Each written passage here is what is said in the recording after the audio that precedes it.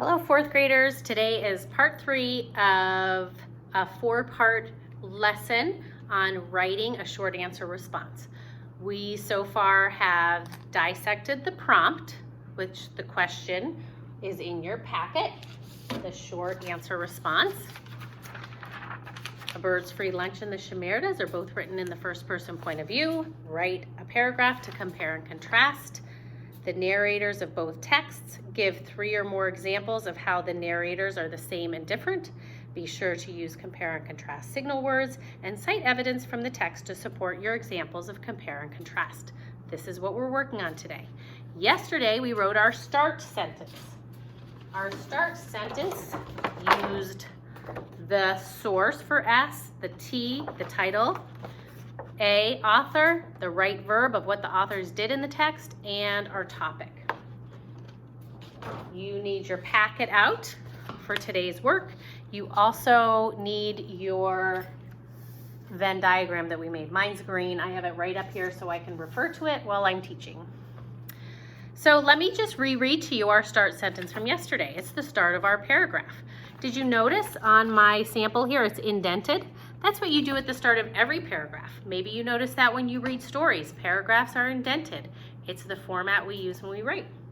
In the 2 texts, A Bird's Free Lunch and the Chimeras, the authors John Burroughs and Willa Cather both write in first person point of view. Long sentence, it's not a run-on, it's not a fragment, it does everything it needs to do to get us started. So we're writing a paragraph. Paragraphs are connected sentences. I like to think of them as a hamburger. So we've got our top bun here, and in our top bun is our start sentence or our opening sentence, also called our topic sentence. Start sentence. I'm going to write, it could be our topic sentence or opening sentence. It gets our reader, whoever's reading, whoever our audience is, aware of what's coming. It tells them what we're doing. All right, so our start sentence. Then down here we might have the bottom bun, right? That's going to be our closing. We're going to learn about that in the next sentence, next lesson. In between, though, is the good stuff, right? It's the supporting evidence. It's the examples. It's the burger patty. It's the cheese. It's the lettuce. It's the mayo. It's the mustard. You have the more you have on there, the better your hamburger, the better your paragraph. We know from our prompt that we need at least 3 examples from the text. So our hamburger is going to have like 3 layers. Gosh, if I could pick 3 things to have on my hamburger, I would definitely have the hamburger. And then I do like cheese. I usually get Swiss because I never have Swiss at home. And I really like mushrooms. I like a good mushroom Swiss burger. But if I'm having a good old-fashioned burger, I like ketchup, lettuce, mustard, tomato, and relish. That's what I'd have too. So let's think of this paragraph that we're building as a hamburger. We're going to have our start sentence, already wrote it, already done, and we're going to have more layers to our burger, which are going to be our examples of how the 2 different narrators are alike and different, because we're talking about their point of view. And then we're going to have our closing sentence, which we're going to work on tomorrow. So I want you to have out right now page 17 and your Venn diagram. Let's see. I went ahead and listed some compare and contrast signal words over here. Last week, we did a lesson where we talked about compare and contrast text structure, and we talked about a part of the story where John Burroughs talked about the 2 different kinds of birds, right? The kinglet and the other blue jay and the woodpecker. So we noticed words like just as, both, and alike in that text, and we looked at a Venn diagram that showed us these different words. I listed them here so we would have them right handy as we write the body of our paragraph. Our compare words are both, same, to, also, alike, like, and while. That's going to be like our word bank for our sentences when we're telling how the narrators are the same in our paragraph. Our contrast words. Contrast is another word for different. So these words we'll use when we're talking about how the narrators of the two stories are different. Words like but, unlike, although, while, yet, instead, even, though, and on the other hand. That's our menu. That's our word bank as we start writing our paragraph. All right, I've got to turn on my projector. Whew, it's just like being in the classroom. Where do you think I put my remote? Just did it. There it is, hiding under the start chart. All right, so coming up here, I'm going to put up what we wrote in the last lesson. Yes. Ooh, but you know what? I don't have the picture with it included, so I'm going to have to fill it in real quickly. Actually, let me get it. While the projector is coming on, I'll go right over to my OneDrive. Get it out of here.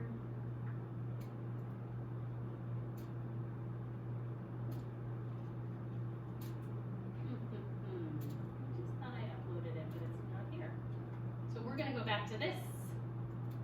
You guys should have it all filled out, and we will add to it. So in it, we know that it was, you have your paper in front of you. In the two texts, the Birds Free Lunch and the Shimmer Does, the author John Burroughs and Willa Cather both write first person point of view. Now we need to take a look at our Venn diagram. Remember when we wrote this? Mine is green, yours is white. Hopefully you kept it. All right, where should we start? We need to use, have three different things. Excuse the interruption, Mrs. Shreve, can you please call extension 602? Mrs. Shreve, extension 602. Which one should we do first? Why don't we talk about the genre? Let's just go with number one here. We already know that they're both written in first person point of view. We already got that information in the prompt, so it probably should not be one of our reasons. So let's start with the genre. So they're different. So we need to pick a different word. We need to pick one of these contrast clue words to use in this sentence. And this is our first example. So I'm just gonna start with the words one way. The stories are unlike. Or you know what word I want to use? I want to use the word different. One way they are different.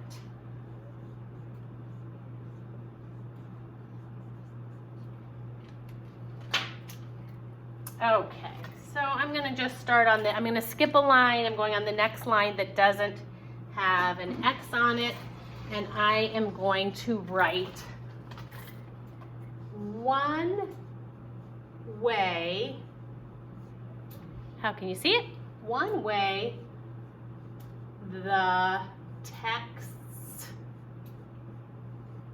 are different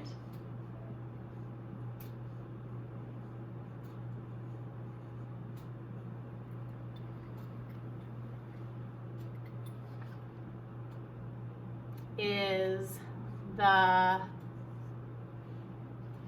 going to say first because it's the first one I wrote here. The first one is realistic fiction, or no. The first one, what is Birds Free Lunch? It's nonfiction.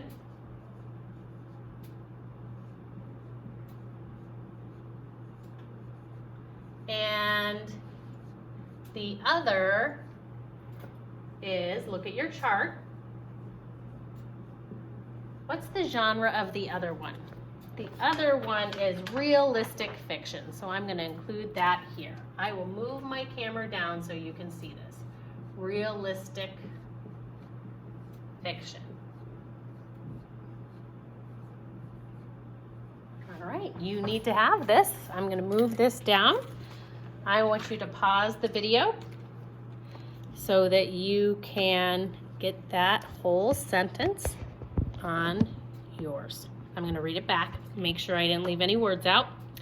One way the texts are different is the first one is nonfiction and the other is realistic fiction. Now, because I use the word first, I know I'm referring to the first one I listed in my start sentence. That's a trick we can use so that we are not writing the titles of these books over and over again. That would be hard for us and hard for our reader as well. All right, pause your video and I want you to finish writing this sentence.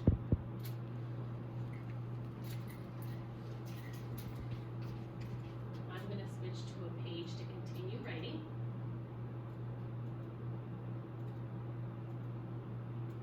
Hopefully. There we go. This is if you need to turn the page, start on the next page so you have more room. I'm going to erase what we had before. If you need to, back up the video, catch up. The nice thing about learning from home is you can pause it and catch up while you write. All right, I'm going to keep track of what words I used. I already used the word different, so I'm going to put a little X there because I want to use a different word. I also used the word other, so that would be that can be a compare and contrast both sides. Depends on what you do. All right, let's take a look at our chart. Which one do you want to do next? Let's think. Which one should we do? How about if we talk about the age of the narrators? Are they the same or different? They're different. One narrator is old and one is young. Now, we do have something that's similar, so we could do a sentence that has both. Compare and contrast because they are both male, but one is young and one is old. So let's start with the word both. All right, let's see, I was using blue. I'm going to use the word both, and then I'm going to use the word but. All right, I'm going to start on the second line down that doesn't have an X, and I'm going to start with a capital. Both narrators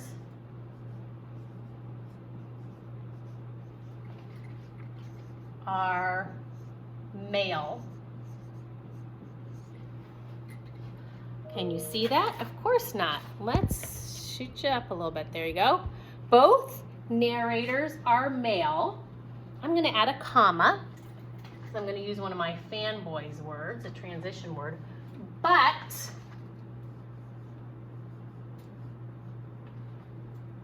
John Burroughs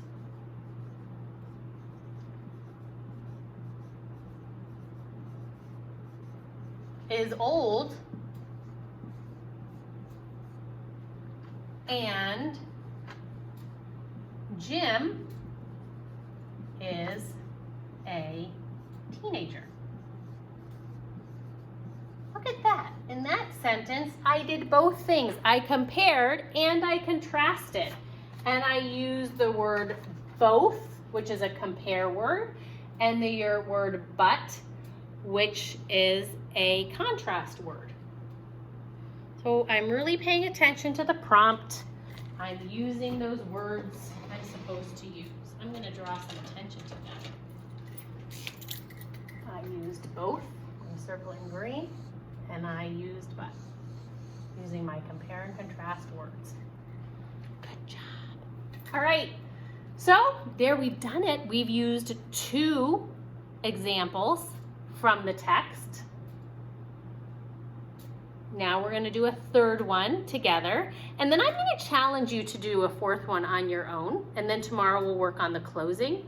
I want you to see if you can use this chart after we're done writing the 3rd one to write your own 4th one. Impress me, wow me. Look at your chart and see what you can do. Let's look at our chart and decide which one we want to do next. Let's think about what we've done so far. We already talked about the genre. I'm going to cross that out. We already talked about that it's both male point of view. We talked about that this one's an adult man and this one's a teenager. What we have left is the setting and what they're doing. Gosh, we've already given 3 examples. How about that? Be piece of cake. Let's do one more, and then you can do the last one on your own. All right, let's talk about the setting. So the setting is different, right? We already used the word different. So let's use another word. We could say Birds Free Lunch is set in the Catskill Mountains in New York, while the Shimmer Does is set on a farm in Nebraska. That's a long sentence, but we can do it. We can do it. Here's my pen. So I'm going to say the setting. Oh, but you know what? The question is talking about the narrator. So I'm going to change here that the narrator in Birds Free Lunch is in Catskill, New York, while the narrator, Jim, is in Nebraska. All right. The narrator I'm going to use the title here because we haven't mentioned it in a while, in Birds Free Lunch. Notice how I capitalized all the letters in my title. Birds Free Lunch. I put my apostrophe there. I put it in quotation marks because it's an excerpt. The narrator in Birds Free Lunch is in the mountains. You could include the Catskill Mountains. And then I'm going to use that word while Jim is on a farm in Nebraska.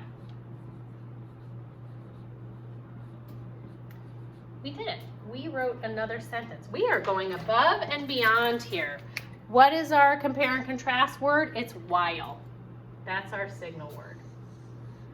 The narrator in Birds Free Lunch is in the mountains while Jim is on a farm in Nebraska. We did it. Now I'm challenging you to finish up this work. Take that last item from our Venn diagram of what the two narrators are doing. One of them is watching and thinking about birds. The other one is observing nature out on the farm. I want you to choose a compare and contrast word and write one more example. Go above and beyond. Push yourself to do it, to write one more example, one more sentence. And then tomorrow we will wrap it up. We will write the closing and put the bottom bun on our paragraph hamburger. All right? Good job. Keep up the good work. Make sure you have this all written. Pause it, whatever you need to do to be sure your paragraph will be ready to be completed tomorrow.